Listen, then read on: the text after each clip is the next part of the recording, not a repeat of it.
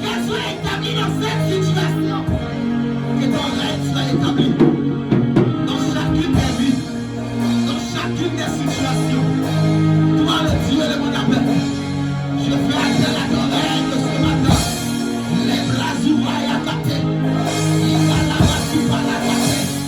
Les bras là-bas, tu vas là-bas.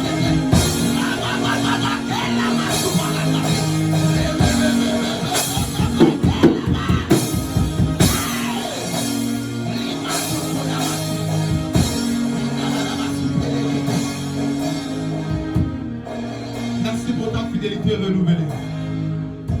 Alors que les hôpitaux sont pleins à craquer, alors que les morts sont pleins à craquer, il y a des queues dans des pharmacies. Mais nous, tu nous as gardés en vie ce matin.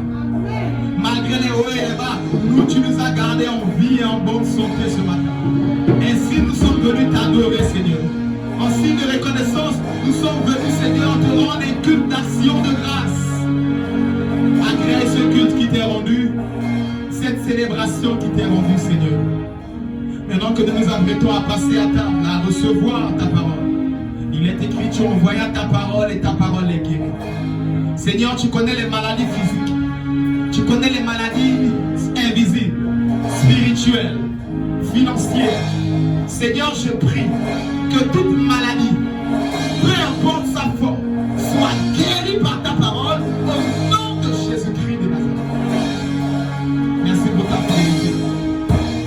Que tout règne qui n'est pas de toi soit détruit, anéanti, au nom de Jésus-Christ. Amen.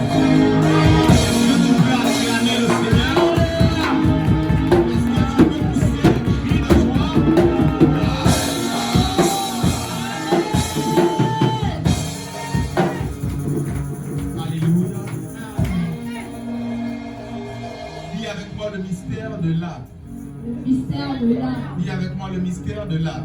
Le mystère de l'âme. Nous avons passé une semaine extraordinaire. Une semaine dans laquelle le Seigneur s'est manifesté d'une manière extraordinaire. Ainsi, à clôturer ce programme, j'aimerais que nous puissions ovationner très fort le Saint-Esprit qui s'est manifesté durant toute cette semaine.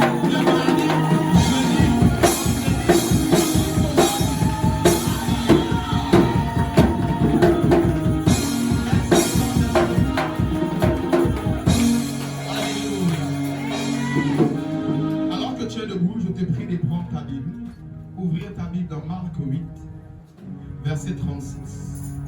Nous allons clôturer notre programme de la semaine du mystère de l'âme. Et le thème de ce matin s'intitule le mystère de l'âme.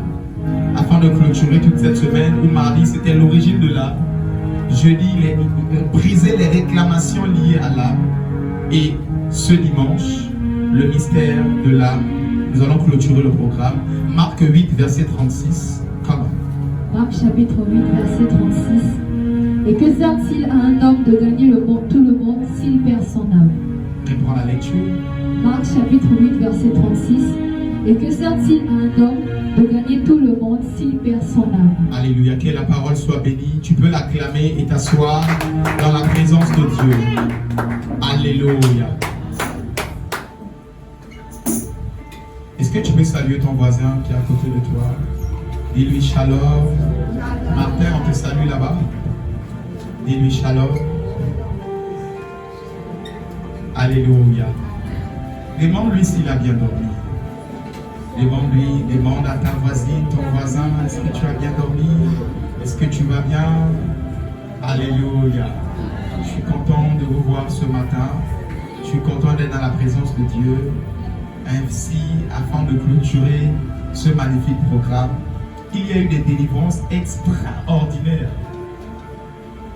Un programme comme celui-ci doit être fait au moins tous les mois.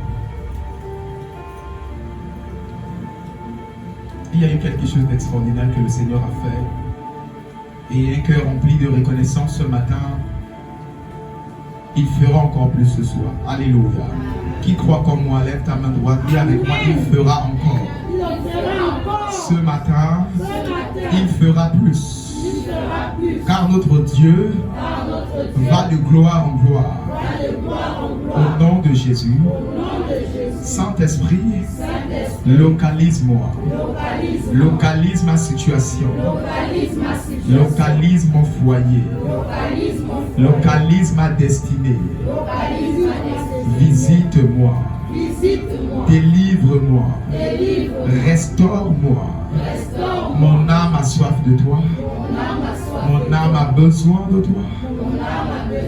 Au nom de Jésus. Amen. Acclame encore pour cette déclaration. Par tes acclamations, tu dis des amens.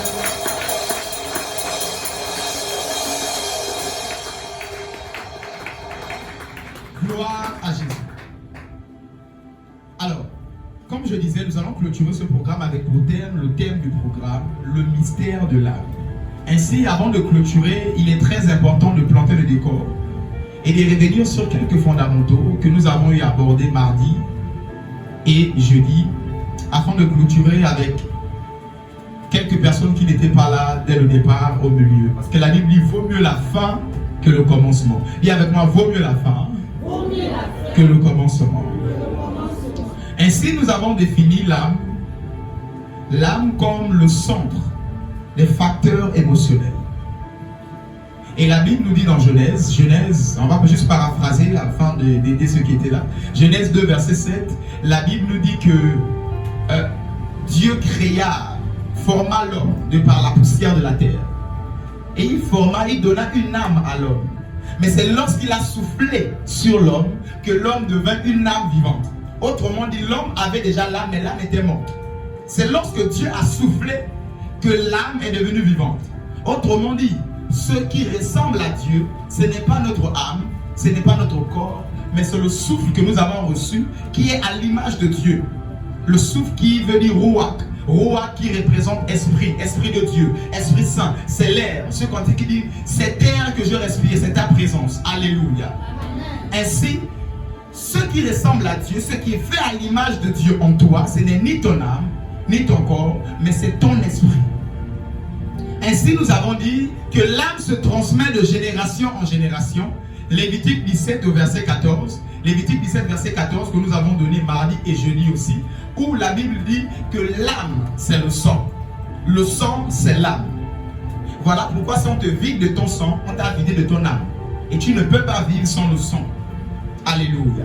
Il dit l'âme c'est le sang c'est l'âme. Alléluia. Amen.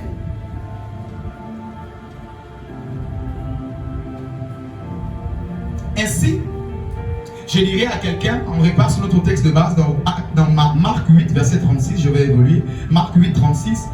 Que sert-il à un homme de gagner les biens, de gagner tout le monde, s'il perd son âme? Je reprends. Que sert-il à un homme de gagner tout le monde, s'il perd son âme?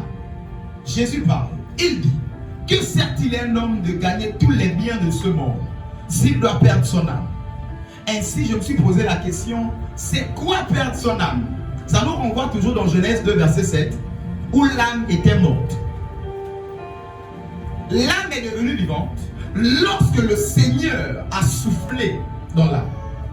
Et l'âme est devenue une âme vivante. Ainsi, lorsque le Seigneur dit, que sert-il un homme de se marier, de travailler, d'avoir tout cela, s'il doit perdre son âme, c'est de dire, que sert-il un homme d'être bien, d'avoir toutes les richesses du monde, s'il n'a pas le souffle de Dieu, s'il n'a pas la présence de Dieu, s'il n'a pas l'esprit de Dieu? Et si je dirais à quelqu'un, même si tu respires, si tu n'as pas le Saint-Esprit, tu es mort. Si tu n'as pas le souffle de Dieu, tu es une âme morte. Ainsi, voilà pourquoi lorsque nous devenons enfants de Dieu, la Bible nous dit que le Saint-Esprit habite en nous. L'Esprit de Dieu habite en nous. Ainsi, lorsque nous le recevons, il vient comme un souffle, donner vie à notre âme qui était morte. Alors, en concluant comme ça ce programme, j'aimerais clôturer avec Jésus, comme j'ai commencé avec Jésus. Et de dire que Jésus reviendra, c'est réel. En même temps, la mort n'a pas de rendez-vous. Regardez à quel point quelqu'un, même pour céphaler, il meurt. La grippe de foie, maux de tête, petit palu de 1-2 jours, la personne est partie. La mort n'a pas de rendez-vous. Et si je dis à quelqu'un, c'est important de s'attacher à Jésus. Garde garde bien plus que toute autre chose. Garde ce salut. Garde la vie éternelle que tu as. Ne perds pas cela pour rien au monde. Plusieurs sont à cause d'un enfant, à cause du mariage, à cause de l'argent, à cause des biens, à cause de tout le monde. Les richesses de ce monde sont prêtes à perdre ce souffle. Et dire Seigneur, tu es mauvais. Depuis là, tu ne m'as pas exaucé. Je vais dire à quelqu'un, le plus grand des exaucements de Dieu, c'est de te donner son souffle. C'est de faire de ton âme la demeure du Saint-Esprit. C'est de souffler la vie, Zoé de Christ sur toi. Et si je dirais à quelqu'un, n'abandonne jamais le Seigneur. Ton âme, la première délivrance de ton âme, c'est situé au niveau de recevoir le souffle de l'Esprit dans ton âme. Par la foi. Ainsi, comment ça se passe? Jean 1, verset 12. À tous ceux qui l'ont reçu, à ceux qui croient en son nom, elle a donné le pouvoir de devenir enfant de Dieu. Ainsi, lorsque tu deviens enfant de Dieu, tu reçois l'Esprit du Dieu vivant en toi. Et tu deviens une âme vivante. Alors, j'aimerais dire à quelqu'un que ces réalités sont réelles. Et ces réalités se présenteront à toi, que tu le veuilles ou pas. Il n'y a pas de neutralité après la mort. Soit c'est la lumière, soit ce sont les ténèbres. Ainsi, il n'y a pas de neutralité. Soit c'est la lumière, soit c'est le jour, soit c'est la nuit. Il n'y a pas de milieu, il n'y a pas de neutralité. Alors je dirais à quelqu'un, il est temps de s'attacher à Jésus. Plus que jamais, il est temps de ne plus laisser Jésus. Plus que jamais, au-delà de l'exaucement, au-delà des besoins, au-delà des attentes, au-delà de tout ce que tu attends de Dieu, plus que jamais, ne l'abandonne pour rien au monde. Alléluia. Amen. Acclame le Seigneur pour cette introduction, je vais avancer.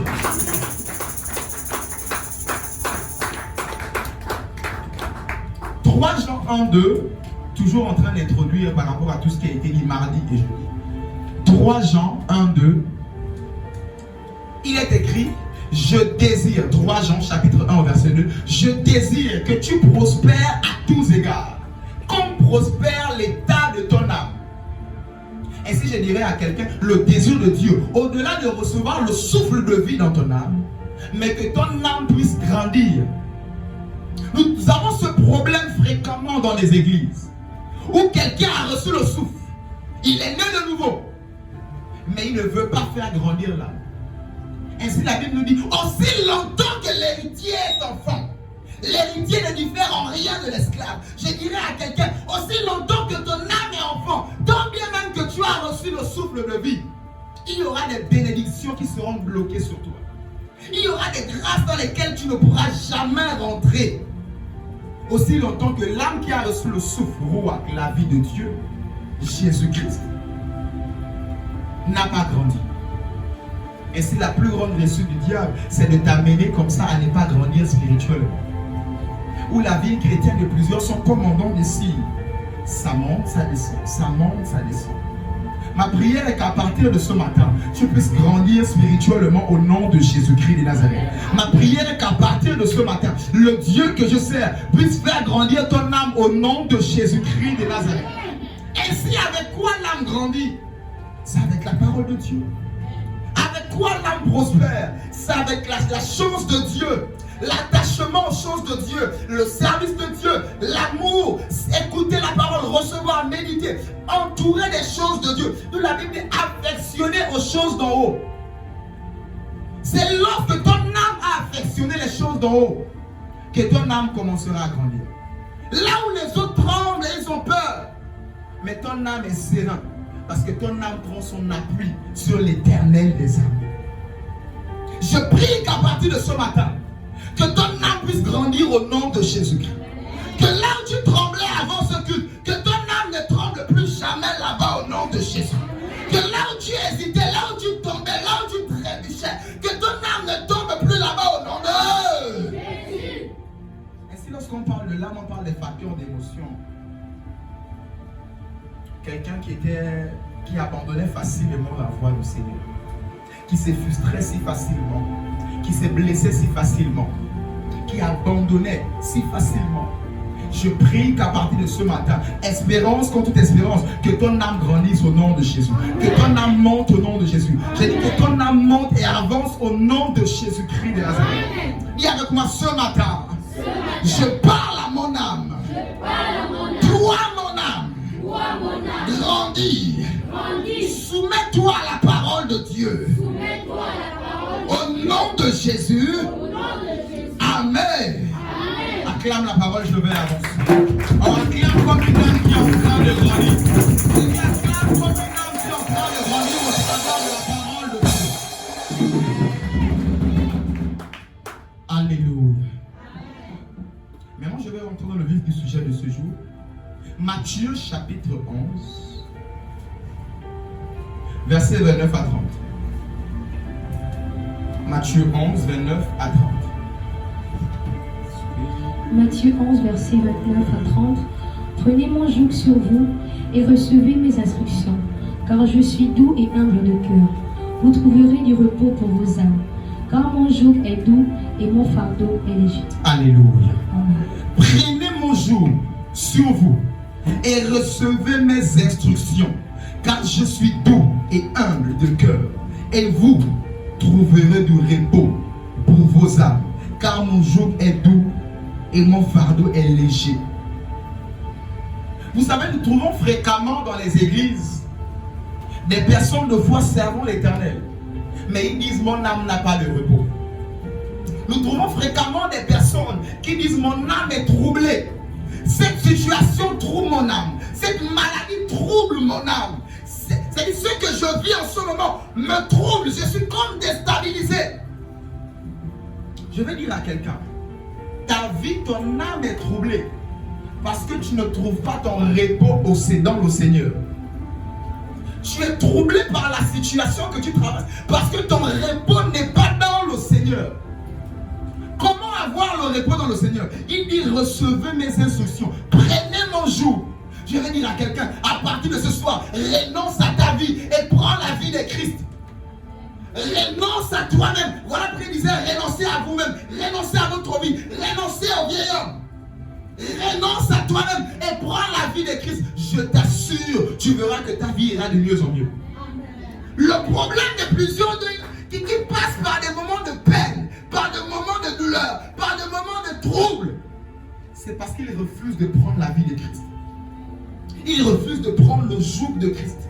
Ils refusent de prendre. Quand on parle de joug, on parle de la chose de Dieu, du service de Dieu, de la vie de Christ. Remarquez avec l'apôtre Pierre, Jésus lui dit viens sur les eaux. Automatiquement, il prend l'esprit de Jésus. Il prend la pensée de Jésus. Il prend le joug de Jésus et il marche sur les eaux. La tempête a commencé à battre son plein. Il a renoncé. Il a commencé à voir à la tempête, à lui-même qui était un homme, à voir à ses incapacités. Et la Bible nous dit qu'il a sombré. Je vais dire à quelqu'un, renonce à ta propre vie. La propre vie de Pierre ne pourra jamais lui dire marche sur les eaux. Jamais. Aucune pensée ne pourra traverser dans sa tête. Lève-toi, commence à marcher sur les eaux où il y a la tempête. Aucune pensée. Mais c'est la vie de Christ, le joug de Christ, la chose de Dieu qui lui a demandé de faire ça. Et aussi longtemps qu'il était accroché à la voix de Dieu, au joug du Seigneur, il ne coulait pas. Je veux dire à quelqu'un, il y a quelqu'un qui traverse une situation pire que ce que tu traverses. Je parle à tout le monde ici. Peu importe la situation que tu traverses, tu dis que ça là c'est dur. L'autre a chanté, il a fouillé la Bible, il n'a pas trouvé son problème dans la Bible. Tellement son problème est tellement grave, il a lu toute la Bible, il n'a pas trouvé un problème similaire à ça. Même si c'est ce cas-là, j'aimerais te dire, il y a plus que ça. Je répète, même si c'est ce cas-là, je veux te dire, il y a quelqu'un qui est quelque part en train de vivre pire que ça. Mais je peux te dire et te rassurer, il y a quelqu'un qui n'a pas de mains, qui n'a pas de pieds, mais qui sert Jésus. Il y a quelqu'un qui est muet, qui m'avait même prêché l'évangile. L'autre était à côté et traduisait. Jésus retient. C'est-à-dire, je suis pasteur, je n'étais pas encore pasteur, mais j'étais encore chrétien. J'étais chrétien, j'étais au lycée. Mais ça m'a fasciné. Il ne parle pas, mais l'autre est à côté. Jésus lui dit, tu t'appelles comment? Il dit, tu t'appelles comment? Je m'appelle. Lui aussi fait le signe. Il a donné mon nom, signe. Jésus revient bientôt au rond-point des Zion. Il y a quelqu'un qui cherche la bouche que tu as. Tu es en train de te plaindre, je n'ai pas mangé les sandwichs le matin. Il y a quelqu'un qui est en train de chercher ce que tu as. Je veux dire à quelqu'un, il y a quelqu'un qui passe par pire que ce que tu traverses. Un instant, mets pause et commence à penser à ce que je te dis. Il y a quelqu'un qui passe pire que là. Mais je vais te dire, il y a des gens qui servent le Seigneur avec des situations que tu n'as pas été.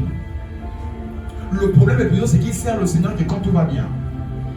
Et quand c'est compliqué, on disparaît. Ma vie, Et ils sont hypocrites avec le Seigneur.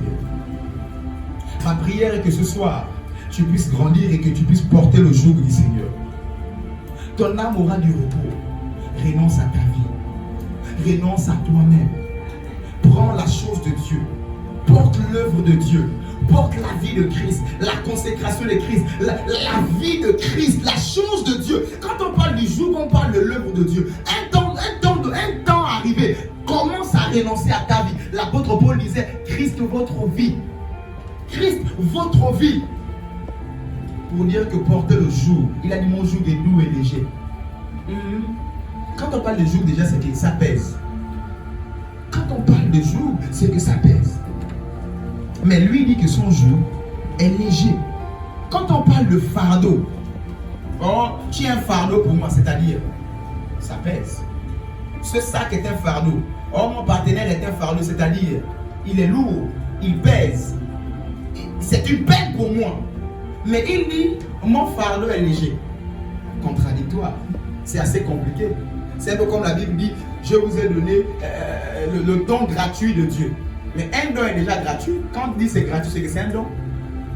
Mais quand le Seigneur fait comme une tautologie comme ça, c'est pour attirer votre attention là-dessus. Il dit, mon joug est léger. Le problème de plusieurs, c'est qu'ils se disent, il faut que je me concentre sur ma vie, il faut que... Non, mais qui va organiser le joug de Dieu? Il y a des âmes à sauver.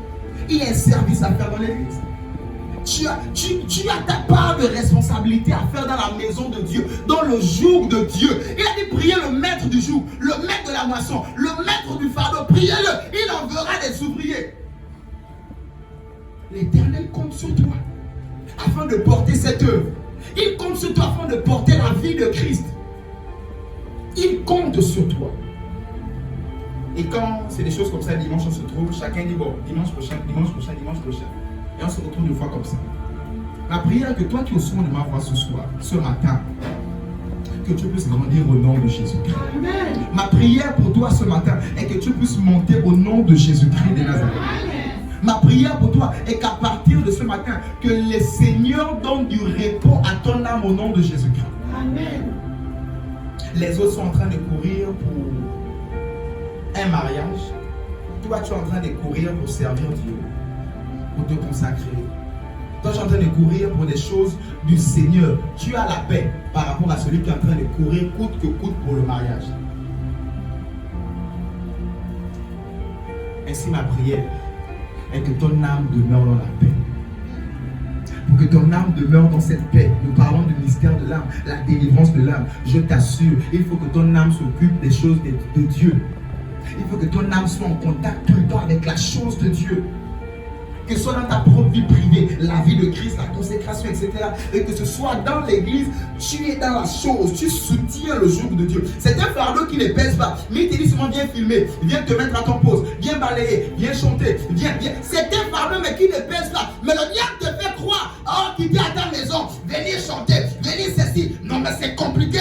Dimanche d'ailleurs, c'est ton seul jour de repos. Tu travailles toute la semaine. Dimanche d'ailleurs, tu peux rendre visite à ta famille. D'ailleurs, en semaine, tu peux finir ton travail, t'es reposé. Le diable te fera croire que la chose de Dieu est un jour qui pèse. D'ailleurs, c'est faux. C'est la vie que nous menons dehors là-bas qui pèse. Une fois, je marchais, j'ai dit, Seigneur, j'ai envie même d'y aller partir. Le corps la pèse. J'avais comme un début de palu, j'avais tout ça.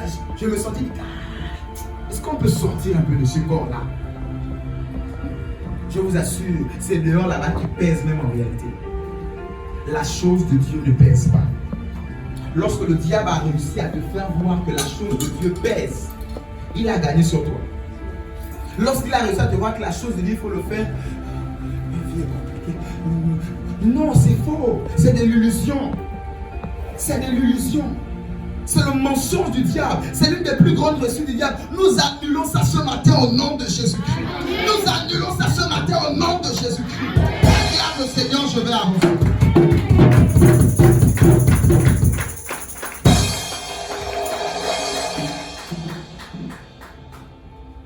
Je prie que tu trouves du repos dans ton âme ce matin au nom de Jésus. Je prie alors que tu as compris que le problème là qui était, ou encore cette affaire là qui était au premier point de ton cœur, qu'il quitte et que Jésus vienne s'asseoir sur le trône de ton cœur.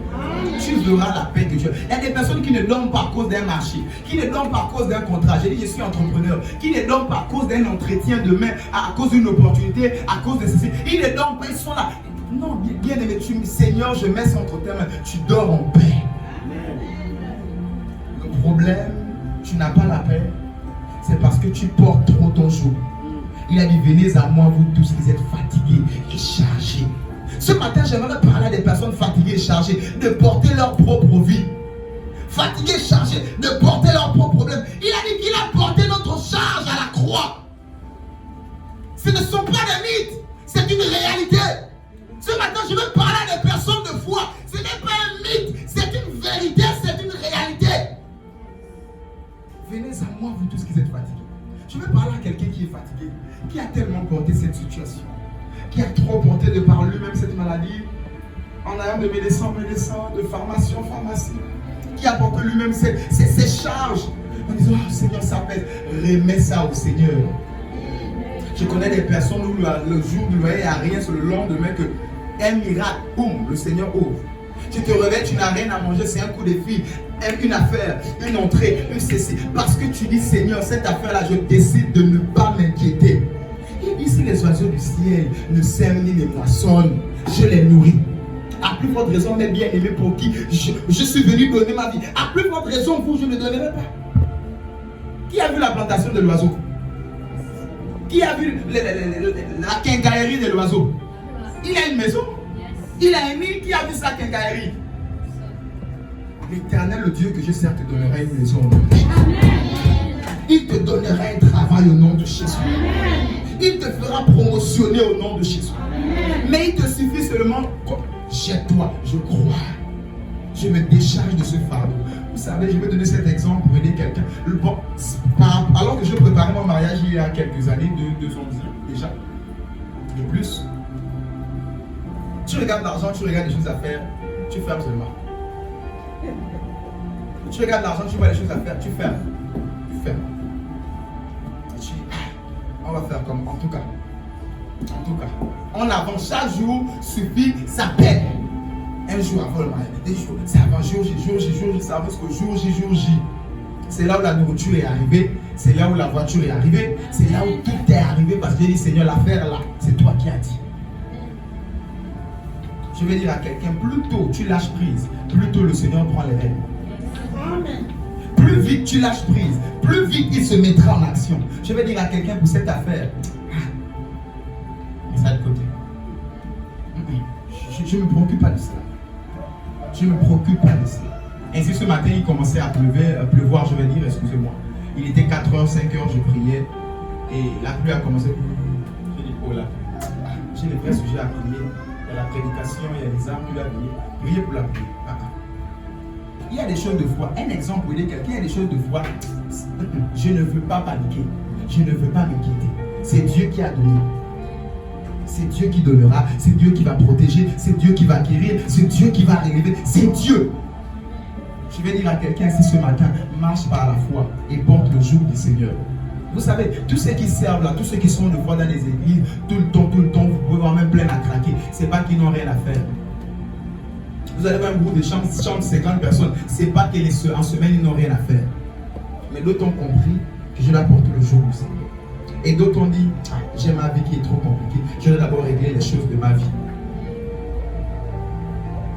Aussi longtemps que tu prendras le joug du Seigneur, tu verras la paix dans ta vie. Et avec moi ce matin, je porte le joug du Seigneur. Au nom de Jésus, acclame la parole de Dieu. Oh, tu peux faire mieux que la acclame la parole. Tu l'as enlevé dans les choses de pas. Acclame la parole de Dieu.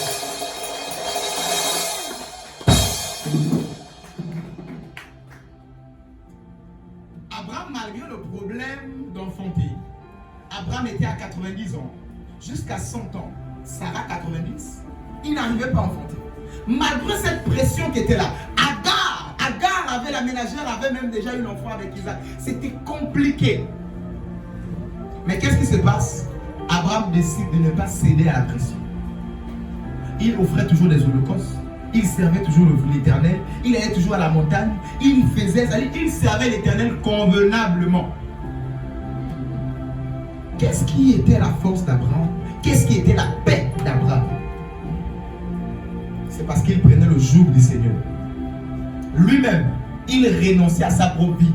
Sa vie devait lui dire panique, pleure, bats-toi, inquiète-toi. Sa vie devait lui dire, ça devait lui dire, je renonce, je prends le joug du Seigneur, je prends l'œuvre de Dieu, je renonce à cela. Ce matin, je parle à quelqu'un, renonce à ses paniques, renonce à ses inquiétudes, renonce à ce problème, renonce et prends la vie du Seigneur. Alléluia.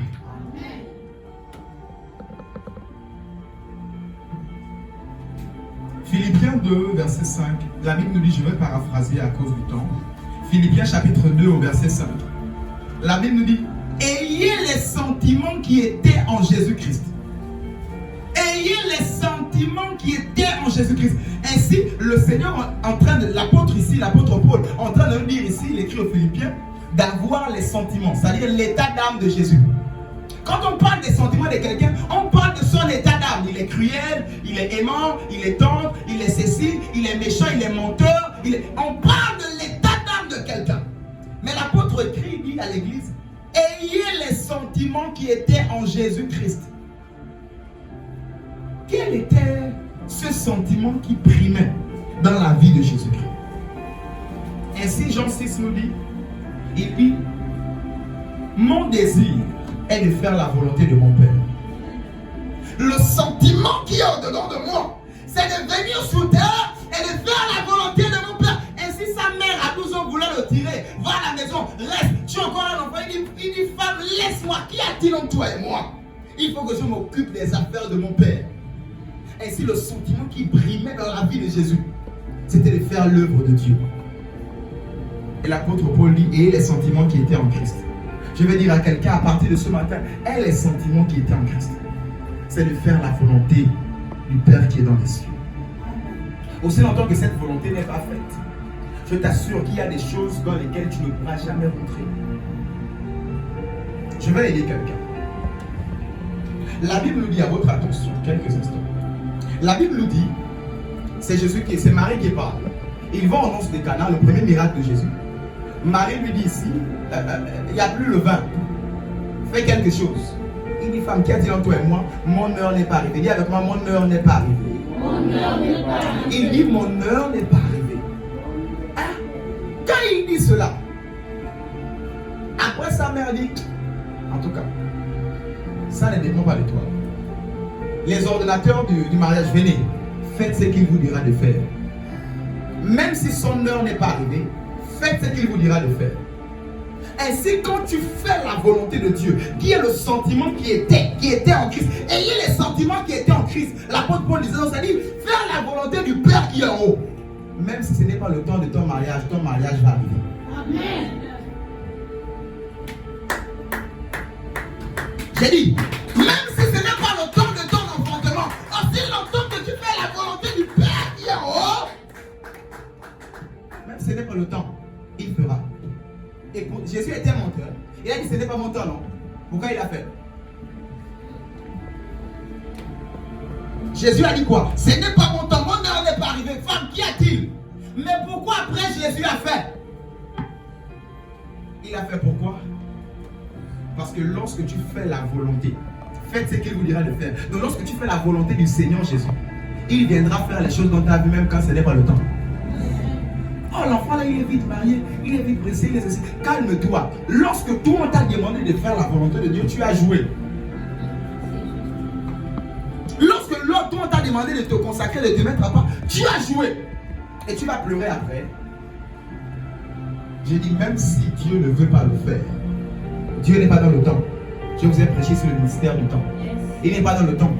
Il est hors du temps. Alors pour le faire agir dans le temps, ce n'est pas deux fois tout le temps. On attend le temps de Dieu. C'est toi qui actionnes le temps de Dieu en faisant ce qu'il vous demande de faire. Et si je dirais à quelqu'un parlant de l'état d'âme de Jésus, il dit, ayez les sentiments. L'état d'âme qui était en Christ. Il a dit, l'état d'âme qui est au-dedans de moi, c'est de faire la volonté de mon Père. Ma prière pour toi ce matin est que tu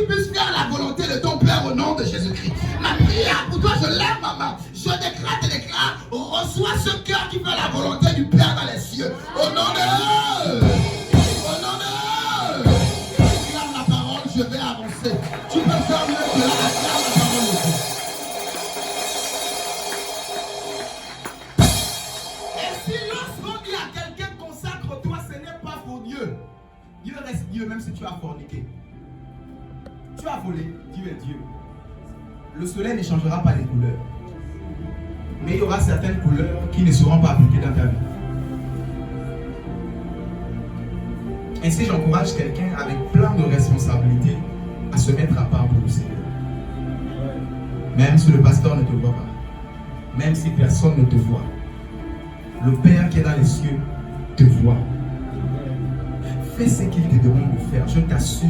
Même si les hommes ont dit, ce n'est pas encore le temps. Tu vas pas, même si la sorcellerie a dit, ce n'est pas le temps. Au lieu de les chasser, toi fais ce que Dieu te demande de faire. Ainsi il disait, portez mon joug, portez mon œuvre, portez ma chose, faites mes choses. Moi je vais m'occuper de vous. Mon joug est léger. Je veux que tout et chacun se sente concerné concernant cette église. Dis avec moi, je suis chez moi. Je suis chez moi. Dis avec moi, je me sens concerné. Je me sens concerné. Je suis à la maison. Je suis à la maison. Acclame la parole, je vais avancer.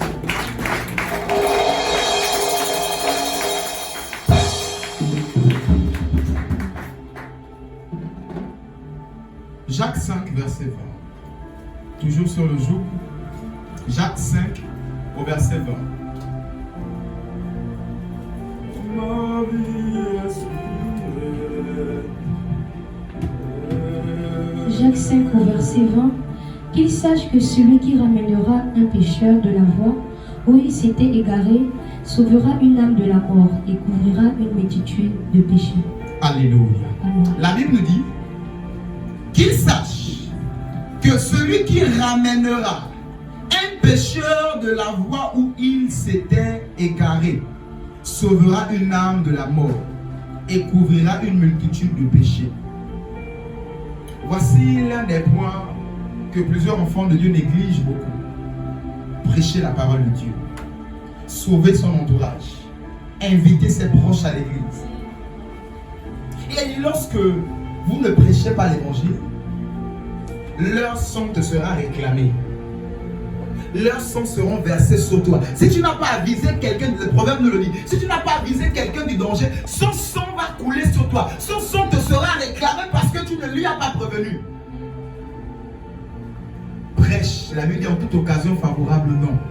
Qu'il veut ou pas, que ce soit un bon moment ou pas, ni favorable ou non. Prêche, annonce, reprend, censure. Prêche la bonne nouvelle de l'évangile. J'ai dit à quelqu'un à partir de ce matin, deviens puissant évangéliste à la gloire de Dieu. Tantôt d'une manière ou d'une autre. Par des statuts. Au lieu de mettre Real Madrid qui a gagné seulement. Prêche, fais des audios, parle de Jésus. Au lieu de parler de tout et de n'importe quoi, parle de Jésus à ton entourage. Dans ta salle de classe, presse à la récréation. Parle de Jésus autour de toi. Tu travailles, parle de Jésus.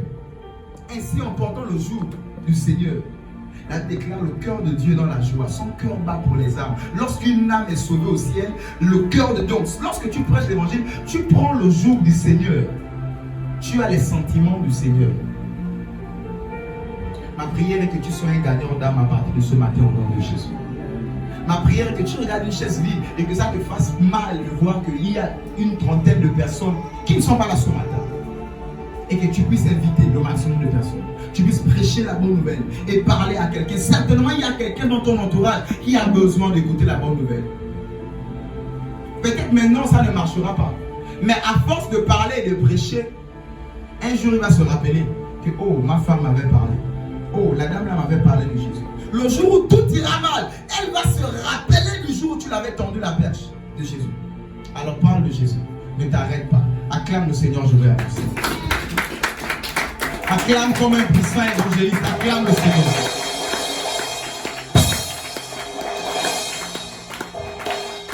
Porte le jour, porte-le. Annonce, sois un instrument pour faire avancer l'œuvre de Dieu. Alléluia. Alléluia. 1 Samuel 1,10. Nous rentrons plus en profondeur. 1 Samuel 1, verset 10.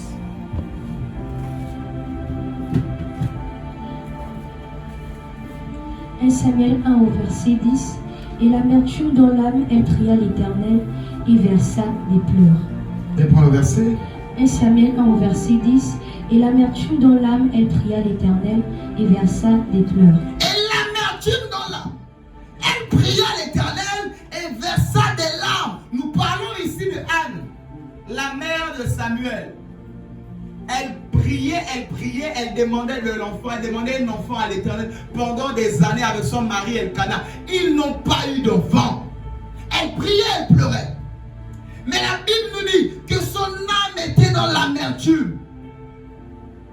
Elle pria, elle versa des larmes à l'Éternel. Ce matin, j'aimerais parler à des personnes qui sont comme dans l'amertume. À cause de l'exaucement qui tarde depuis longtemps. À cause de ce miracle qui tarde depuis longtemps. À cause de cette grâce qui tarde depuis longtemps. Et ton cœur s'est positionné. Ton âme s'est positionnée comme dans l'amertume. Et ton âme pleure beaucoup. J'aimerais parler à quelqu'un qui pleurait dans le secret. J'aimerais parler à quelqu'un qui pleurait même dans son cœur. Il est assis, les larmes ne coulent pas, mais les larmes coulent dans le cœur. Et elle aurait aimé que les choses se passent un peu différemment. Elle aurait aimé que les choses se passent autrement. Et l'âme est devenue et rentrée dans l'amertume.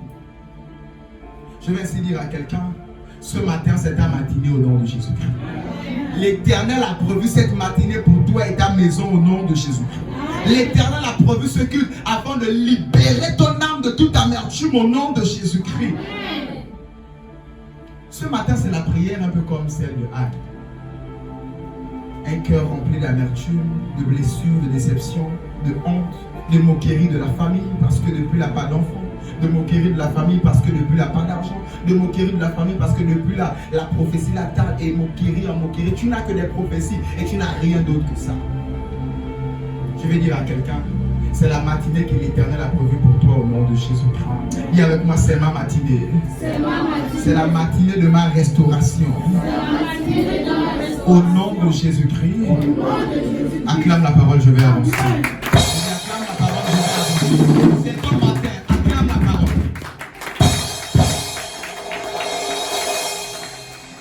Au lieu de la paraphraser, on va lire une prière de David que j'ai beaucoup aimée. Psaume 6. Lisons-le très vite. Psaume chapitre 6, versets 3 à 5. Une merveilleuse prière que David a eu à faire. Psaume 6, 3 à 5. Psaume 6, versets 3 à 5. Lisons. Psaume 6, versets 3 à 5. Aie pitié de moi, Éternel, car je suis sans force. Guéris-moi, Éternel, car mes os sont tremblants. Mon âme est toute tremblée, et toi, l'Éternel, jusqu'à quand?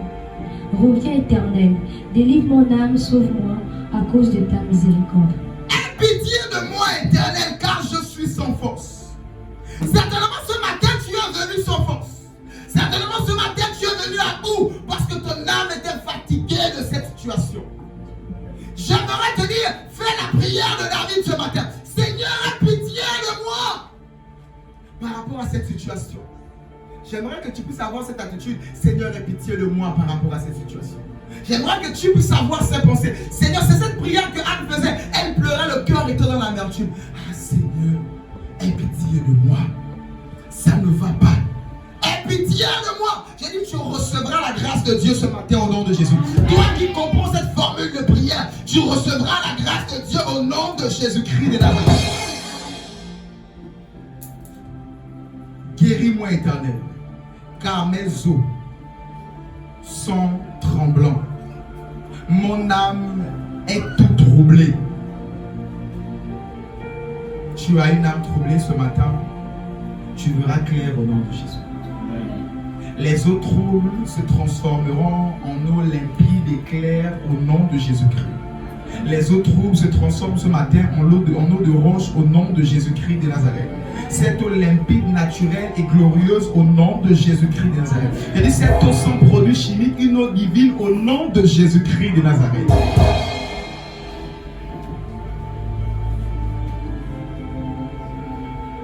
Et toi, Éternel, jusqu'à quand? Reviens, Éternel. David dit jusqu'à quand? Certainement ce matin tu dis Seigneur, jusqu'à quand pour cette situation? Jusqu'à quand depuis là mon âme t'attend? Jusqu'à quand Seigneur cette situation va durer dans ma vie? Tu venais dire à quelqu'un, alors que tu as compris qu'il te faut faire ce que le maître veut, ce matin au nom de Jésus, c'est un heure de ta visitation. Alors que tu as compris qu'il te faut faire ce que le maître veut, faites ce qu'il vous dira. Alors que tu as compris qu'il te faut faire ce que le Seigneur te dira, je décrète et déclare que ce matin, c'est ton heure au nom de Jésus-Christ. Et ce matin, c'est l'heure de ta visitation au nom de Jésus. J'ai dit, si le Seigneur ne voulait pas, je lève ma main, je décrète et déclare, reçois l'heure de ta visitation ce matin. Reçois ta visitation ce matin. Reçois au nom de visitation. Acclame la parole, je vais avancer.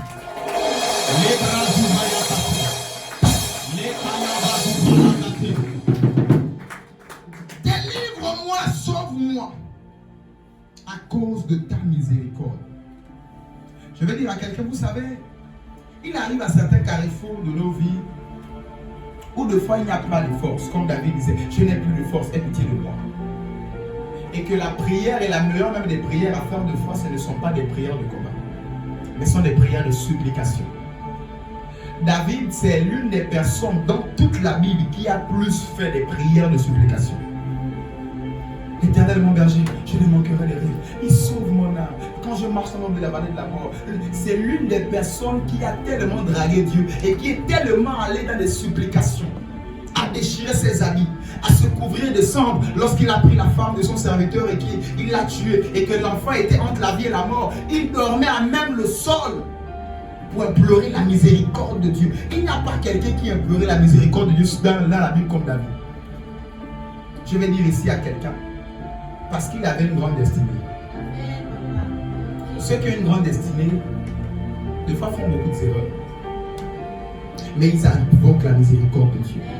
Ceux qui ont une grande destinée font toujours de telles prières, des prières qu'on appelle des prières de supplication. Vous savez, vous n'avez pas idée de la vie d'un pasteur. Il était arrivé à une période de ma vie, dans le ministère, il y avait une oppression démoniaque, une dimension terrible. Et je connais souvent les saisons comme ça. C'est quand on approche à une nouvelle saison, ou la fin d'une saison, il y a souvent des manifestations comme ça. J'étais épuisé. Même de combat, j'étais épuisé. Je me suis mis à genoux, j'ai dit, Seigneur, à moins que je me suis improvisé, si tu m'as appelé, miséricorde, fais quelque chose. Je me suis allongé là au sol. Ce n'est pas souvent les choses que tu vis là. J'ai dit des personnes, des expériences terribles que tu n'as pas avec Dieu. Des expériences extraordinaires. Tu peux sentir une présence là, mais tu sens qu'il y a quelqu'un là. Des présences, tu sens que là, derrière la porte, derrière le mur de l'autre côté, à 20 mètres, il y a quelqu'un là, tu sais qu'il te regarde, tu sais. Tu sens des oppressions. Et tu dis, Seigneur, oh là, Seigneur, miséricorde, fais quelque chose. Je vais dire à quelqu'un, pour ceux qui ont des grandes destinées, c'est des personnes qui font de telles prières. Ma prière est qu'à partir de ce matin, tu puisses rentrer dans cette catégorie des prières de miséricorde et dire, Seigneur, aie pitié de moi. De fois, tu n'as plus de force. Oui, que le fait dit qu'il est fort. Oui, dis-le et demande la miséricorde, c'est-à-dire la force de Dieu. Bartimée disait, fils de David, aie pitié de moi. Des fois, ce genre de prière de foi touche le Seigneur. Tant bien même qu'on n'a pas besoin de faire pitié pour que Dieu nous donne. Parce que c'est entre père et fils. Je n'ai pas besoin que mon fils fasse la pitié pour que je puisse lui donner à manger le matin. Non. C'est normal de lui donner à manger. Mais des fois, c'est tout simplement dire, Seigneur, je ne mérite rien de toi. Tu es plus qu'un père. Tu es mon Dieu, tu es mon Seigneur. Aie pitié de moi.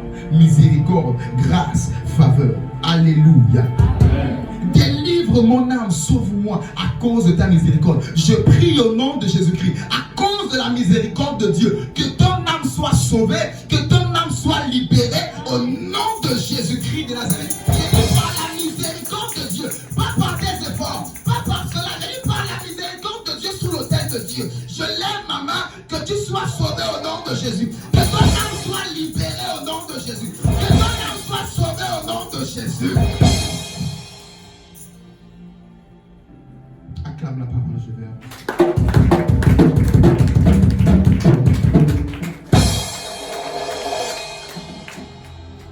Isaïe 61, 2, je vais paraphraser le livre. Isaïe chapitre 61, verset 2. C'est l'ordre de mission du Seigneur. Il a même aussi pris dans Matthieu, dans Luc, dans Jean. il a repris ce même verset, lorsqu'il est rentré dans la synagogue. Il dit: l'Esprit du Seigneur, l'Éternel, est sur moi.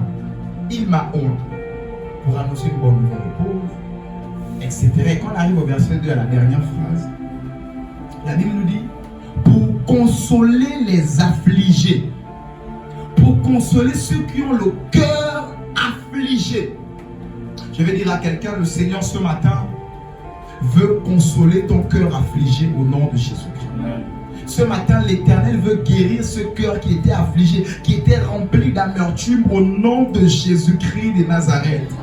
Au nom de Jésus-Christ de Nazareth. Je dis, c'est l'ordre de mission du Seigneur Jésus-Christ. Au-delà du salut, il est venu pour que ton âme ne soit plus affligée. Lorsqu'on parle des afflictions, on parle des blessures, des coups, des cicatrices, des marques. Je prie au nom de Jésus-Christ que ton âme soit guérie de tous les coups bas au nom de Jésus-Christ. Que ton âme soit guérie de toute forme de cicatrisation au nom de Jésus-Christ de Nazareth. Que ton âme soit libérée de toute affliction au nom de Jésus-Christ de Nazareth. Et avec moi ce matin, c'est la libération de mon âme. Acclame la parole de Dieu.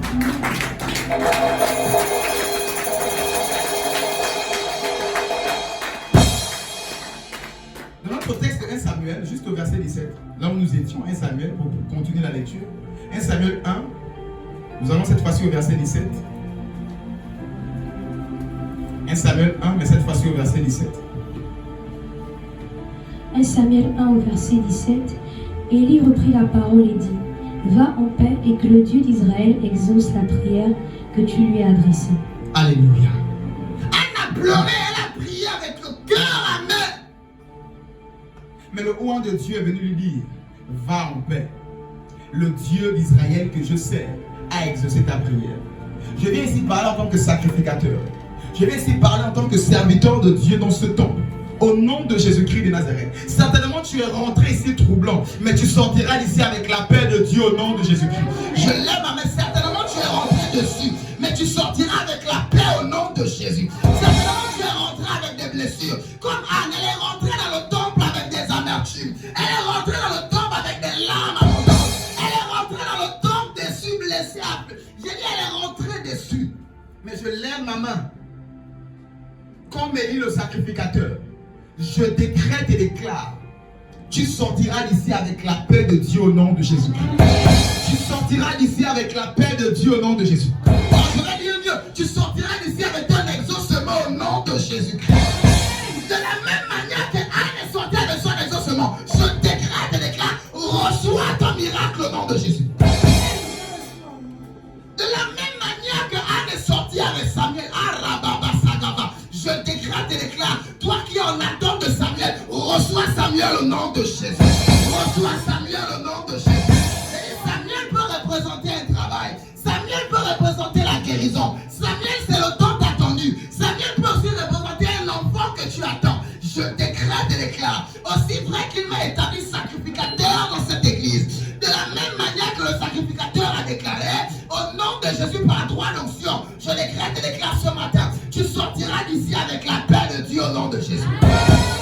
Tu sortiras d'ici avec la paix dans ton cœur au nom de Jésus. Tu sortiras d'ici libéré de toute amertume dans ton cœur au nom de Jésus.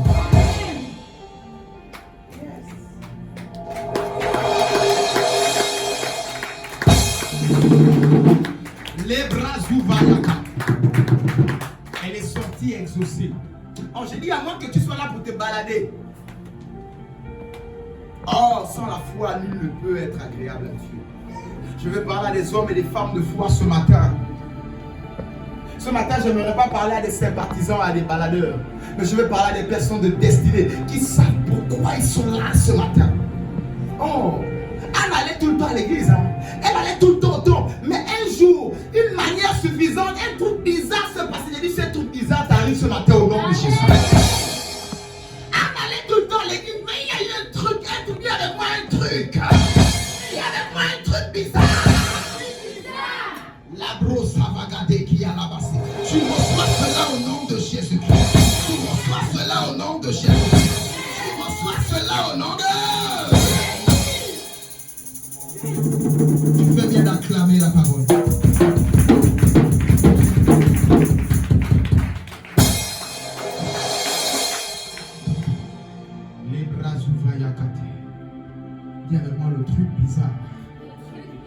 ça m'arrive ce matin. Dis avec moi, tous les cultes ne se ressemblent pas. Anne et son mari, chaque année, la Bible dit chaque année, ils allaient offrir des offrandes. Tout le temps, ils allaient offrir des offrandes. Mais un culte, une année était différente de l'autre. J'ai dit ce matin, ce culte est différent de tous les cultes au nom de Jésus. Nous sommes en train de clôturer un puissant programme, mais il est délivrance terrible. Des choses étranges. Tu ne sortiras pas d'ici comme tu es rentré au nom de Jésus. Aucune âme blessée, que ce soit présent ou nous suivons en ligne, ne finira ce programme avec la blessure dans son âme au nom de Jésus. Des blessures traînées depuis des années, depuis ton enfance, seront guéries au nom de Jésus-Christ de Nazareth.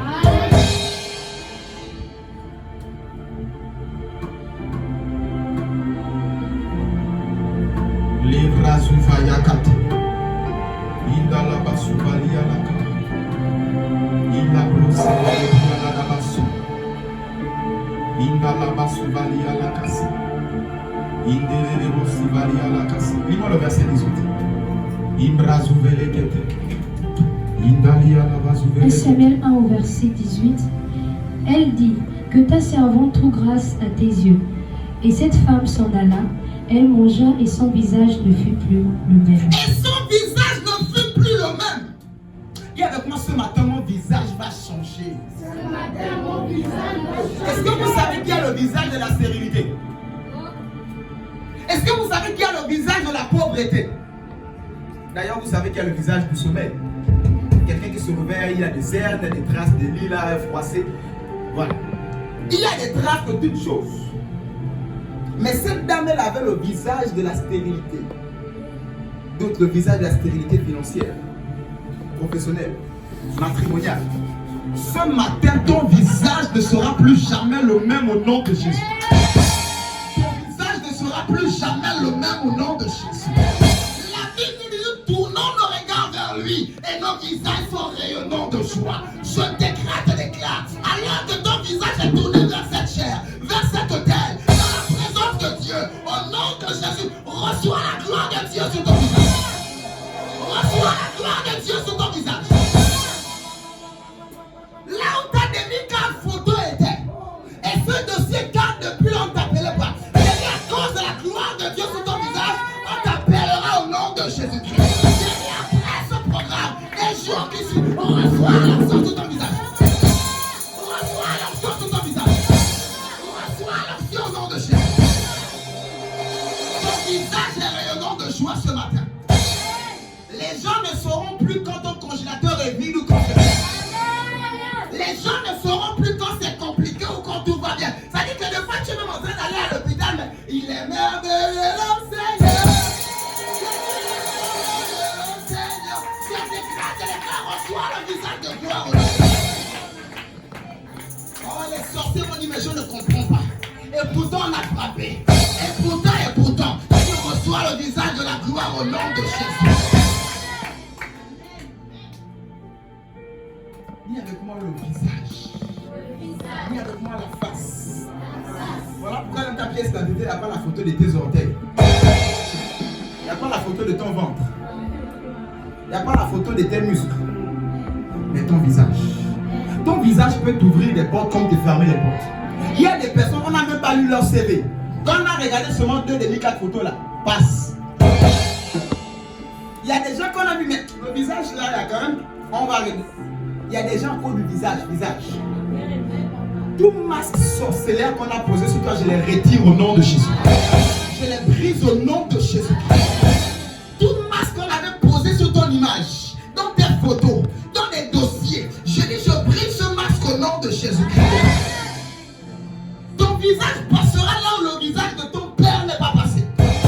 Ton visage passera là où le visage de ta mère n'est pas passé. Je dis ton visage passera là où le visage de tes frères et de tes soeurs ne sont pas passés. Dis avec moi, mon visage passe. Mon visage passe. Oh, tu peux frotter ton visage avec la main droite. Dis avec moi la gloire de Dieu. Dis avec moi la gloire de Dieu. Acclame, acclame le Seigneur, acclame le Seigneur.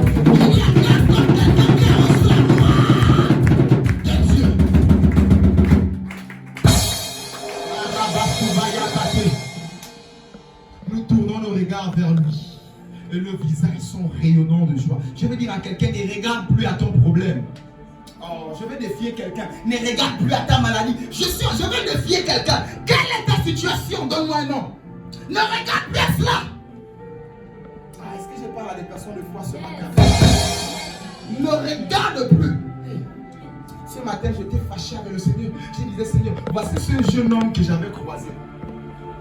Infection pulmonaire, plus. Après chez Nganga, 2 jours de guérison. Et boum, ça s'est aggravé. Il est devant ma porte à genoux. S'il te plaît, pasteur, recevez-moi. Maman dit au pasteur de me. J'ai dit, je ne reçois pas chez moi. C'est au bureau que je reçois. Je ne reçois pas à la maison, il est 19h. L'autre là-bas, son ami intercède. Seigneur, pasteur, il va mourir. Il dit ça, qu'il va mourir ça. La chose de Dieu. Tu vas même mettre ta famille en danger. Au lieu de le recevoir. Tout ça, tout ceci.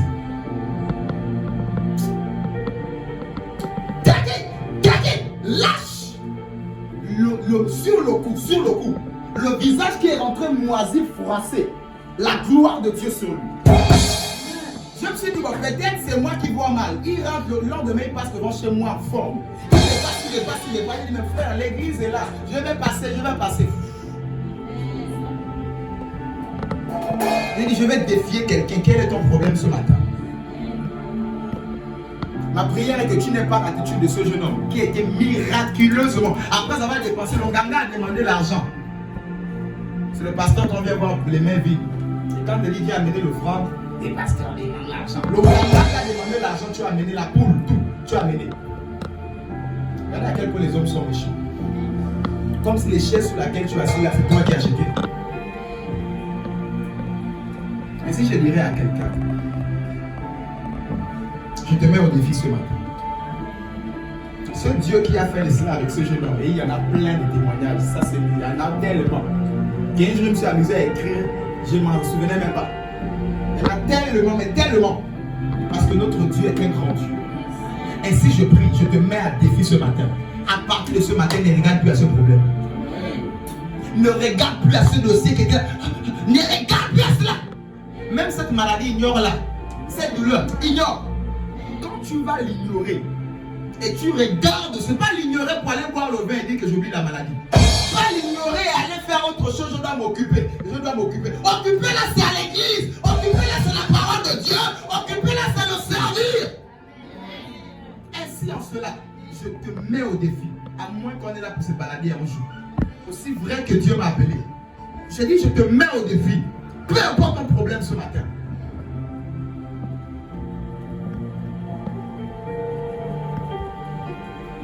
Ton visage est rayonnant de joie ce matin. Ton visage est rayonnant de joie ce matin au nom de Jésus. Je dis, ton visage est rayonnant de joie ce matin au nom de Jésus. Si tu étais sorti de la maison triste, abattu, avec ton fatigué, j'ai dit ce matin, cet après-midi, tu rentres avec la gloire de Dieu et tu ne la perdras plus jamais au nom de Jésus. Aucune mauvaise nouvelle ne viendra gaspiller ce visage que tu reçois ce matin. On commence à regarder ta voisine, donne-lui un sourire. Regarde ton voisin, donne-lui un sourire. Regarde ton voisin, donne-lui un sourire. Souris.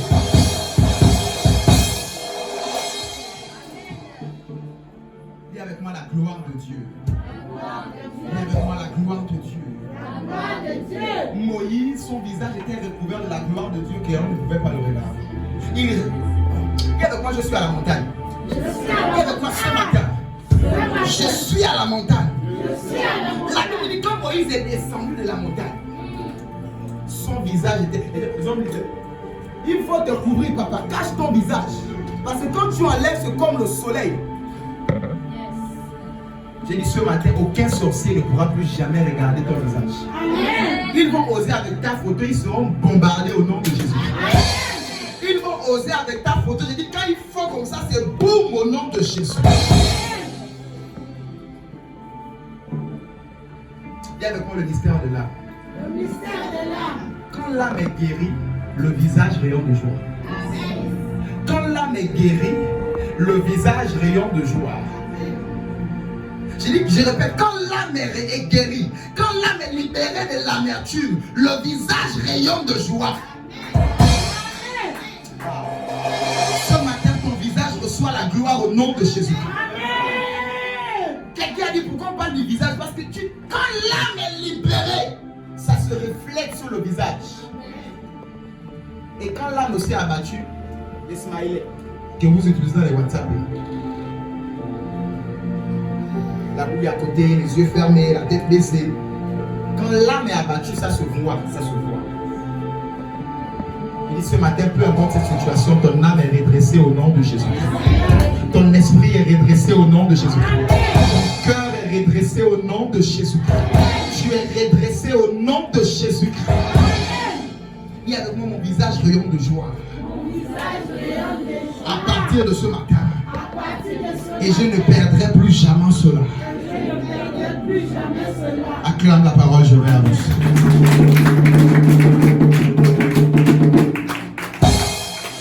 Luc 22, versets 43 à 44. Luc chapitre 22. Luc chapitre 22, versets 43 à 44. Ma vie expire.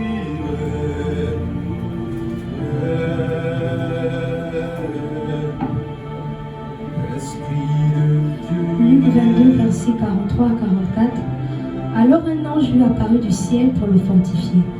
Étant en agonie, il priait plus instamment et sa sueur devint comme des grumeaux de sang qui tombaient à terre. Alléluia. Amen. La Bible nous dit 42, 43. Alors un ange lui apparut du ciel pour le fortifier. L'âme angoissée de Jésus. Jésus avait l'âme angoissée. Il dit, mon âme est angoissée. Je suis dans l'angoisse. La Bible nous dit, un ange lui apparut pour le fortifier. Je vais annoncer à quelqu'un, il y a des anges fortificateurs. Il y a des anges qu'on appelle des anges fortificateurs. Tu ne comprends pas, tu as fini de prier, tu as la force. Tu ne comprends pas, tu étais sur le point d'abandonner, mais tu as mis une louange, tu as commencé à chanter un peu, boum, tu as pris la force. J'ai dit ce matin, l'ange qui a fortifié Jésus te fortifie au nom de Jésus. L'ange qui a visité Jésus, alors qu'il était dans l'angoisse, il était dans l'agonie, j'ai dit, il transpirait le sang, ce n'était plus bon. J'ai dit que cet ange-là te fortifie au nom de Jésus. Que cet ange te visite au nom de Jésus. Que cet ange te visite ce matin au nom de Jésus. Les scientifiques ont prouvé ça, ils ont prouvé ça, scientifiquement.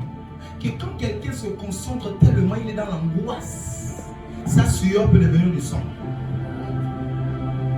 Ils ont dit scientifiquement, c'est un degré d'angoisse près de l'AVC, près de la mort même. Tu n'as pas encore eu ça. C'est que pour toi ça va. Dis avec moi, mon cas est petit. Dis avec moi, mon cas est petit. Voilà pourquoi ce matin, je suis libéré. Je suis exaucé. Au nom de Jésus, acclame la parole avec ses deux mains bénies.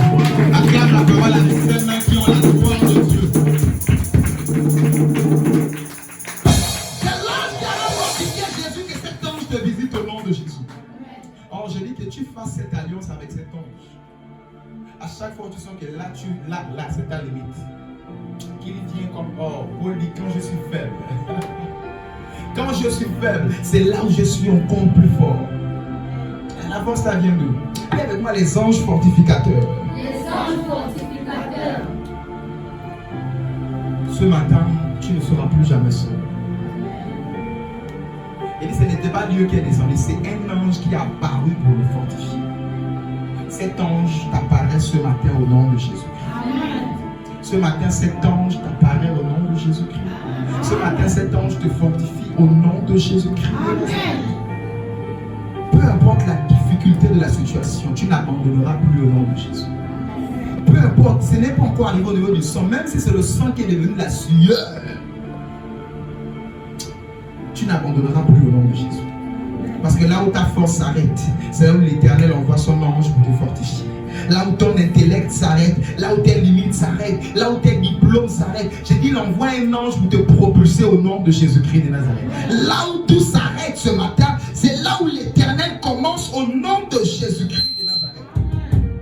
Là où les hommes avaient dit c'était terminé, j'ai dit ce matin l'Éternel commence avec toi au nom de Jésus. Là où les hommes avaient dit c'était fini, j'ai dit il commence avec toi au nom de Jésus-Christ.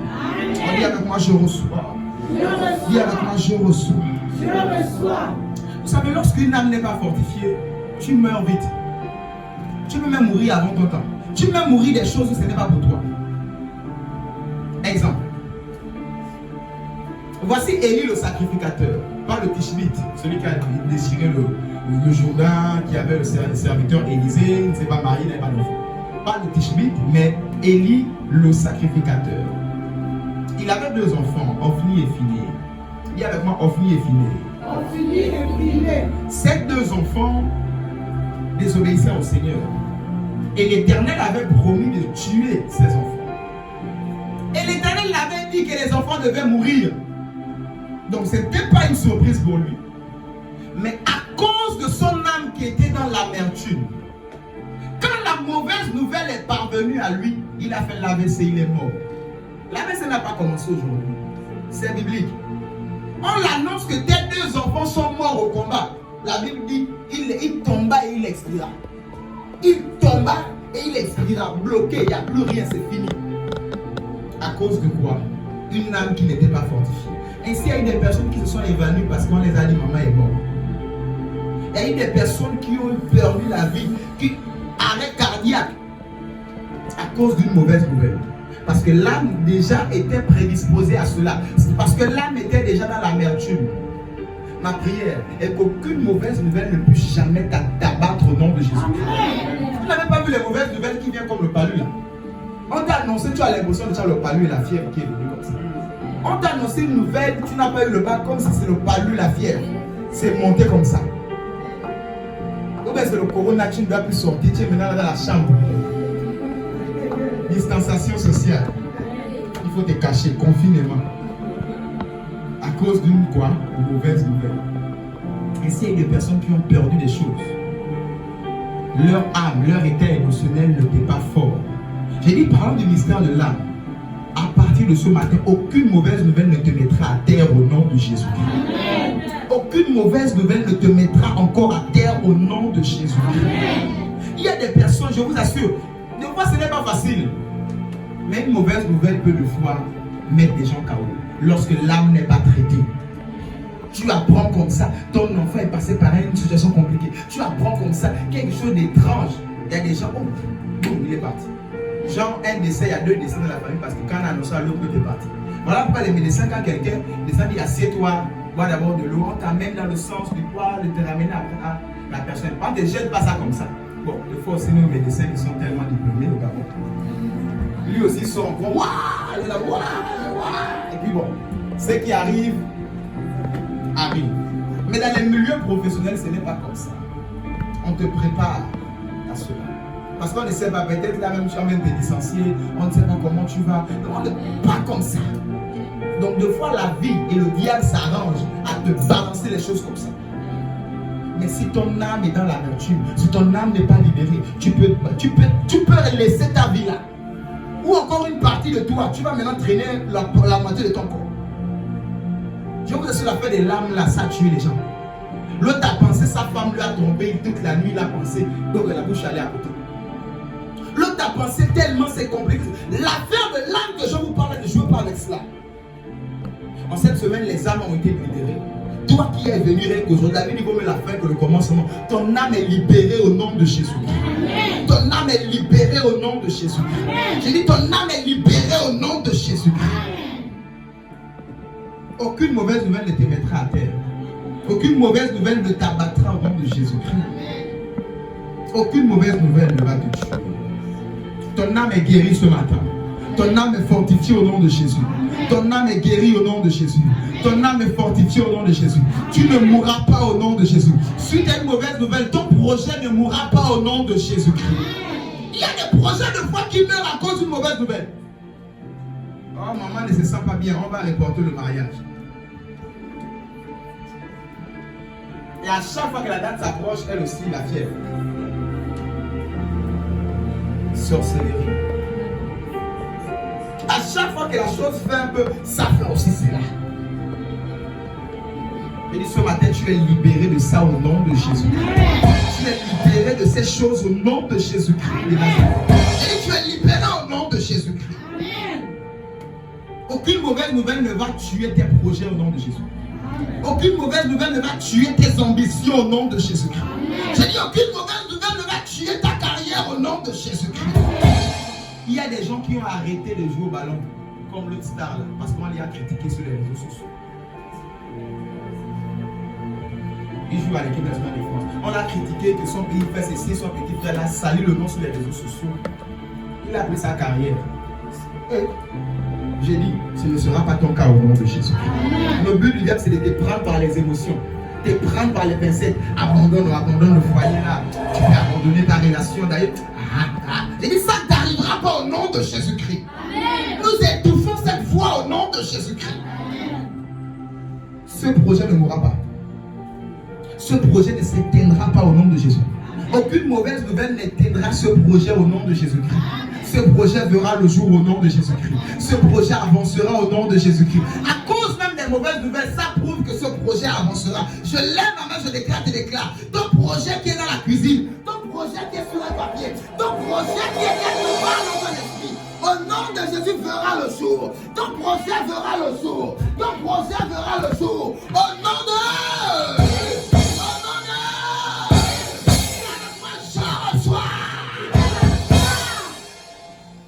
Le Seigneur, je vais avancer. La grâce va la capter.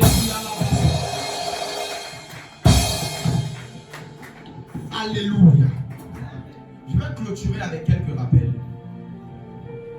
À votre attention, nous avons terminé. Je vais clôturer avec quelques rappels que nous avons vus toute la semaine, mardi et jeudi. Nous avons vu que l'âme se transmet de génération en génération. Depuis la création, l'âme a été tirée de la terre. L'esprit retourne à Dieu et tout ce qui se passe. Mais l'âme, c'est le sang, nous dit. Et je vous l'ai toujours dit, vous les gens de la maison, vous le savez. 23 chromosomes de chaque, scientifiquement, c'est prouvé. La mère donne 23 chromosomes, le père donne 23 chromosomes. Tout ça, c'est le sang. Et donc, le sang qui coule dans les veines de l'enfant, c'est le sang du père et de la mère jumelée. Et des fois, celui qui a le sang un peu plus fort domine, et puis ça parle de plus du père, ça va cesser. Mais c'est une affaire de sang d'abord. Donc l'âme, ça se transmet de génération en génération. Le sang se transmet de génération en génération. Et nous avons vu ici, jeudi, surtout jeudi, nous avons vu ici que le sang a une voix dans Genèse. Le sang a une voix. D'où l'Éternel a dit à Caïn, j'entends la voix du sang d'Abel qui vient de la terre jusqu'à moi. Donc le sang, le liquide qui a coulé là, parlait à Dieu. Le sang a une voix. Nous avons aussi vu que dans le monde spirituel, la monnaie d'échange, c'est le sang. Tu n'as pas suivi mardi et jeudi, c'est déjà sur le net, Église Sanctuaire du Salut sur YouTube. Va rester, ça va beaucoup t'aider. Alors, nous avons vu que l'âme, le sang, c'est la monnaie d'échange dans le monde spirituel. Ainsi, on a vu le marchand d'âmes, celui qui vendait le sang d'Apocalypse, qui vendait les corps et les sangs, le marchand d'âmes dans Babylone, etc. Va quand même sur ce culte, ça va beaucoup t'aider pour toi qui n'as pas suivi. Ainsi, nous avons vu un peu toutes ces choses, que l'âme se transmet, que l'âme a une voix. Et dans Matthieu 27, verset 23, ceux qui ont crucifié Jésus, ils ont dit, 27, verset 25, ils ont dit que le sang de Jésus retombe sur nous et sur nos enfants. Mais comment le sang de Jésus va tomber sur leurs enfants? Comment le sang de Jésus va reconnaître leurs enfants? C'est à cause de leur sang. Ceux qui ont dit, oui, tuez-le, tuez-le. Ils ont dit que le sang tombe sur nous et nos enfants. Ainsi, nous nous rendons compte que par les erreurs de certains parents, les innocents payent. Le père allait signer pacte là-bas avec la loge, il s'est blessé, il a mis dans son contrat. La franc-maçonnerie a enregistré ses sangs. Et ils ont dit, même si tu meurs, nous allons réclamer les enfants de ce sang. Ainsi, le sang est une monnaie. Donc on va te dire, non, tu es un enfant. Oh, tu le bœuf, tu le mouton. Même dans la Bible, c'est prouvé. Tu as fait un petit péché, le pigeon. Je reviens sur quelques rappels pour expliquer ce que je m'apprête à dire. Tu as fait un petit péché, le pigeon. Un peu plus, le cabri. Un peu plus, le mouton. Quand c'est grave, le péché du pays, c'est le bœuf. C'était là où ça s'est arrêté. Maintenant, les occultistes, le plus grand niveau, c'est maintenant l'humain. Le sang humain. Mais la bonne nouvelle avec nous, c'est que nous travaillons avec plus qu'un sang humain. Ce matin, tu vas même le voir. Nous vivons plus qu'un sang humain. C'est le sang de Jésus-Christ de Nazareth. Et ils traitent avec le sang des grands-mères, des bébés, des tantes, des sécurités. Nous avons le sang d'un Dieu avec nous. Dis avec moi, je suis plus qu'un franc-maçon. Dis avec moi, je suis plus qu'un sataniste. Je bois le sang de Jésus-Christ. J'ai dit le mieux, je bois le sang de Jésus-Christ. Je ne mange pas la chair humaine. Je mange la chair de Jésus-Christ. Acclame la parole de Dieu.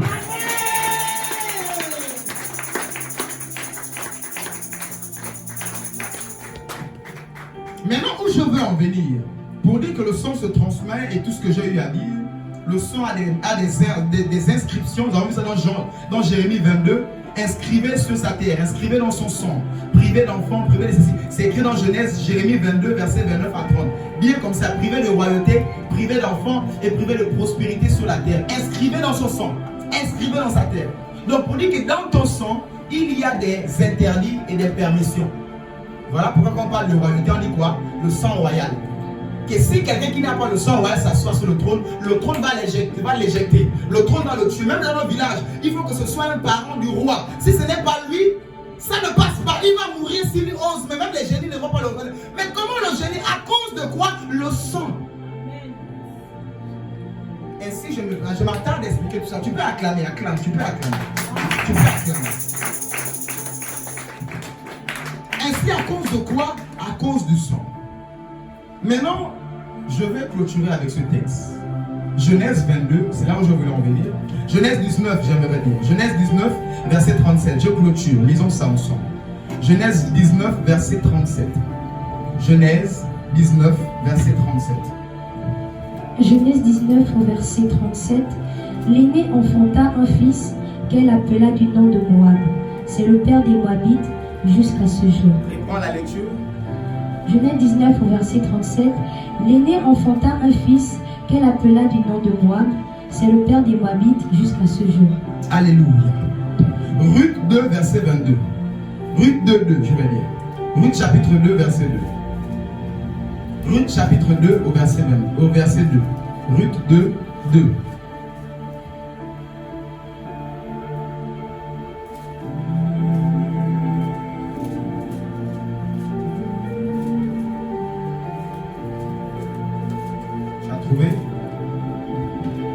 Ruth 2 au verset 2. Ruth la Moabite dit à Naomi, laisse-moi, je te prie, aller glaner des épis dans le champ de celui aux yeux duquel je trouverai grâce. Reprends la première phrase. Ruth la Moabite dit à Naomi. Amen. Ruth la Moabite. Dis avec moi, Ruth la Moabite. Ruth la Moabite. Ainsi, nous avons lu dans Genèse 19 au verset 37 que la fille de Lot, sa première fille, elle est la mère des Moabites. Et Lot est le père des Moabites, de la lignée des Moabites. Mais j'aimerais attirer votre attention. Lot a eu l'enfant comment? Moabite, Moab là, il est arrivé comment? C'est le fruit de l'inceste. Lot, je vais dire, c'est même pas lui, mais ce sont ses enfants qui l'ont fait boire le vin. Ces deux filles. Il n'y avait plus d'hommes dans le pays. Pour ne pas mourir et garder leur race, qu'est-ce qu'elles ont fait? Elles ont commis un péché, elles ont fait de l'inceste avec leur père. Elles ont donné à boire à leur père, à boire. La grande sœur est partie. Après, à boire, la petite sœur est partie. L'enfant qui est venu de premier là, c'est Moab. Et l'autre, c'est Ben-Ami, le père des Ammonites. Mais ce qui attire beaucoup mon attention, c'est Moab. Dis avec moi Moab. Donc, c'est-à-dire que les Moabites, ce sont déjà des naissances des maudits. Est-ce qu'il y a quelque chose à dire? J'attire votre attention. Les Moabites, déjà de naissance, ils sont dans une lignée maudite. Ils sont dans une lignée maudite. Parce que sur leur lignée, c'est la lignée de l'inceste. Mais la Bible nous dit que Ruth a réussi. La Bible nous dit que Ruth a accompli sa destinée. À cause de la lignée maudite, elle a perdu son mari. Elle a perdu ses enfants. Elle a perdu tout. Parce que la lignée était maudite. C'est comme ça que quelqu'un est né dans une famille d'une lignée comme maudite. Comme dans une famille, personne ne se marie, personne ne travaille, personne n'enfante, ou encore avec des difficultés. Tu ressens toi-même comme des choses, des forces qui résistent à votre famille. Et si j'aimerais te dire qu'il y a comme une force, il y a comme une malédiction positionnée à ce niveau. Mais à cause de cette malédiction, malgré la complication, elle a perdu son mari, ses enfants, mais elle a atteint sa destinée.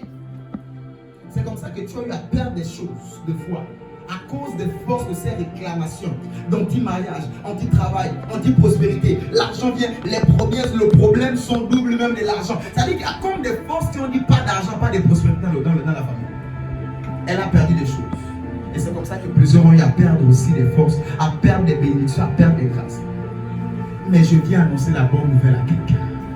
Malgré tout ce que tu as perdu, ce que tu es sur le point de gagner aujourd'hui va rattraper et dépasser tout ce que tu as perdu au nom de Jésus-Christ. Ah, ton amen ne me convainc pas. Ton amen n'est pas arrivé jusqu'ici. J'ai dit ce que tu es sur le point de recevoir, malgré la lignée maudite, malgré le sang impur, malgré le sang maudit, je les décrète et déclare. Je lève ma main sur le ciel de Dieu. Au nom de Jésus-Christ de Nazareth, tu réussiras. Ta destinée s'accomplira. Tu réussiras. Tu te marieras. Tu enfanteras. J'ai dit, tu vas prospérer. Au nom de Jésus. Je suis en train de faire comprendre à quelqu'un que dans cette affaire des lignées maudites, il y a une rue qui réussit. Dans cette affaire de personne ne travaille, il y a une rue qui travaille. Dans cette affaire que personne ne réussit, il y a une rue qui réussit. Dans cette affaire que personne ne va se marier avec un Boaz. Je suis en train de dire à quelqu'un, c'est toi Ruth ce matin. Le propre de l'Africain, qu'est-ce que nos pères n'ont pas fait? Qu'est-ce que nos mères n'ont pas fait? L'autre me disait, sa grand-mère dit que son cousin là-bas ressemble au voisin, à tonton tel qui était le voisin. Qu'est-ce que nos parents n'ont pas fait, nous n'ont pas facilité? Ne regardons pas seulement derrière, disons seulement miséricorde. Dis seulement Seigneur miséricorde. Dis seulement Seigneur miséricorde. Seigneur miséricorde. Dis encore Seigneur miséricorde. Seigneur miséricorde. Aie pitié de moi. Aie pitié de moi. Aie pitié de ma famille. Aie pitié de ma Aie famille. pitié de mon sang. Aie pitié de mon sang. Miséricorde.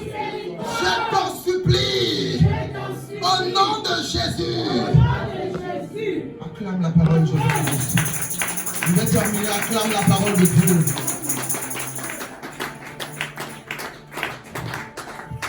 Je vais dire à quelqu'un qui était passé par un mauvais parcours, perdre son mari, perdre les enfants, tout perdu, elle avait que sa belle-mère, elle n'avait plus rien. Je vais dire à quelqu'un qui a tout perdu à cause de la lignée des Moabites. Ce matin, quelque chose se passe. Tu es honte. Si personne dans cette lignée doit connaître la royauté, moi, je connaîtrai la royauté. Amen. Ça dépend de toi. C'est toi qui décides aujourd'hui, par ta foi. Je vais avoir des personnes brutales et violentes ce matin. L'esprit. Brutales et violentes. Si dans ce sang, dans cette lignée, ils ont dit rien, moi, je passe. Moi, je réussirai. Moi, j'enfanterai. Je me marierai. Je travaillerai. S'ils sont dans cette lignée, rien dans le sang, ils ont déjà bloqué dans les trucs, ils ont dansé au village, dans les bandes, ils ont dansé, que personne ne va réussir. Ils ont gâté les ventres des enfants. Les enfants qui ne sont même pas nés, on a déjà gâté leur ventre. Les enfants qui ne sont même pas nés, on a déjà dit, tu n'auras pas d'enfant, tu ne vas pas travailler, tu ne vas pas travailler. Tu n'es même pas encore né. Parce qu'une Ruth qui a hérité de cette malédiction, elle rentre dans un foyer.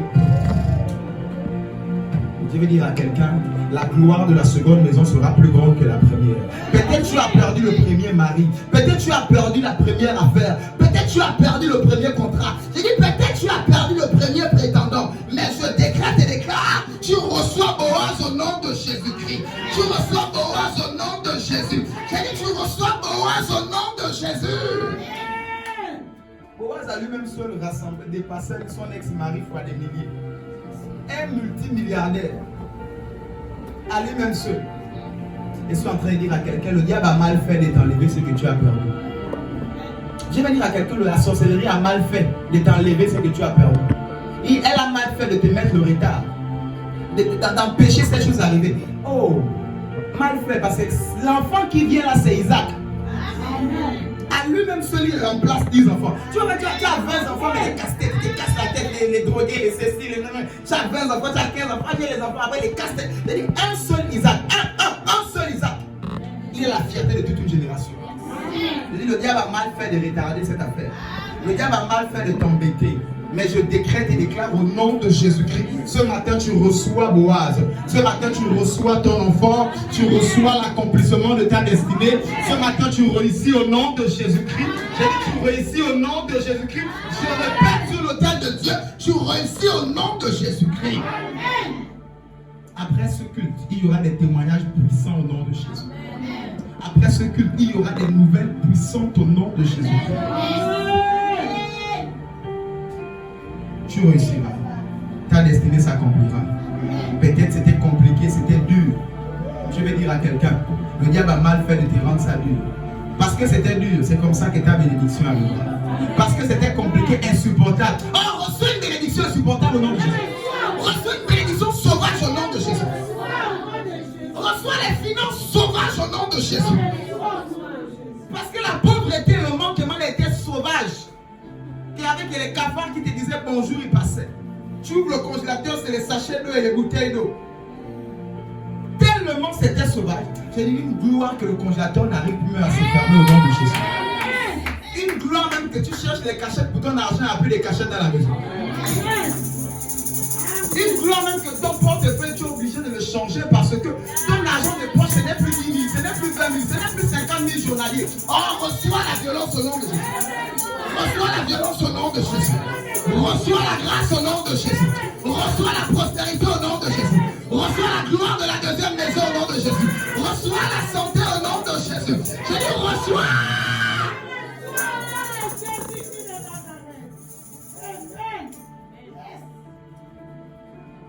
Les Rabasouvaliaka. Ivalou Seke.